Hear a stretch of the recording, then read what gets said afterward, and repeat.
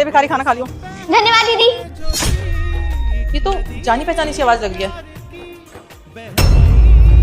Sophia बेटा इस हालत में?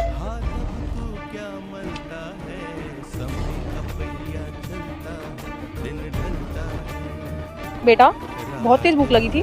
हाँ दीदी, कल से कुछ खाया नहीं है। पर तुमने कल से कुछ क्यों नहीं खाया?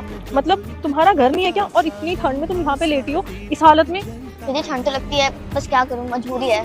लेकिन बेटा ऐसी भी क्या मजबूरी? जब मम्मी पापा है तो तुम घर जाओ ना, उनके साथ रहो, वो तुम्हारा ध्यान रखेंगे। अरे नहीं नहीं दीदी, मम्मी पापा तो हैं, बहुत लंबी कहानी है, आप जानकर क्या ही करोगी। बेटा प्लीज मुझे बताओ, मुझे तुम्हें इस हालत में देख के बिल्कुल अच्छा नहीं लग रहा। अभी तुम्हारी उम्र ही क्या है? कितनी छोटी सी जान हो तुम, और ऐसे रोड पे। दीदी आप इतना पूछ ही रहे तो बता ही देती हूँ। मेरे ना पापा भी थे और मम्मी भी थी, हम लोग बहुत खुश रहते थे। फिर मेरे पापा की डेथ हो गई। फिर ना मेरी मम्मी ने दूसरी शादी करी, और जो मेरे नए पापा थे ना, उन्हें मैं बिल्कुल अच्छी नहीं लगती थी, वो बहुत गंदे थे। मेरी मम्मी ना किसी काम से बाहर गई हुई थी, तो उन्होंने ना दूसरी लड़की को घर पे बुला लिया था। मैंने बोला अच्छा सब कॉफी। पापा ये कौन है? ये गर्लफ्रेंड है मेरी। गर्लफ्रेंड? आप मम्मा को धोखा दे रहे हो?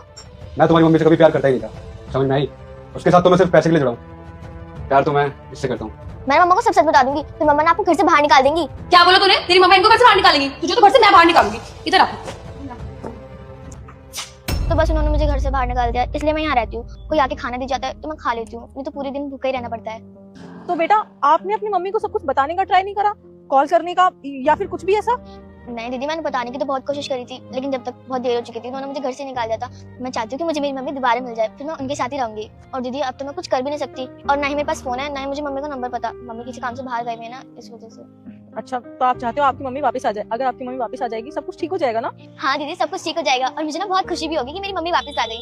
फिर मैं उन्हें सब सच बता दूंगी। बेटा कुछ भी सच बताने की जरूरत नहीं है, आपकी मम्मा ने सब कुछ सुन लिया। और अब तुम्हें ऐसे रोड पे सोने की जरूरत नहीं है। मुझे तो यकीन ही नहीं होता कि चिराग ने तुम्हारे साथ ऐसा किया। लेकिन बेटा तुमने मुझे पहले क्यों नहीं बताया? तुम्हारे साथ इतना सब कुछ हो गया। मम्मी जब आपने शादी की थी तो मैंने आपसे बोला था कि ये अच्छे अंकल नहीं। मैं हनुमान जी बोल रहा हूँ। बेटा कोई भी मुझे इग्नोर मत करना।